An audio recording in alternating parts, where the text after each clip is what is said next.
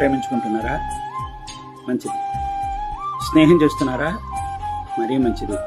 మీరు ప్రేమించుకోండి, స్నేహం చేయండి, కానీ గమ్యం ఎలా ఉండాలి తెలిసిన? అందంగా ఉండాలి. జీవితం బ్రహ్మాండంగా తీర్చిదిద్దబడాలి.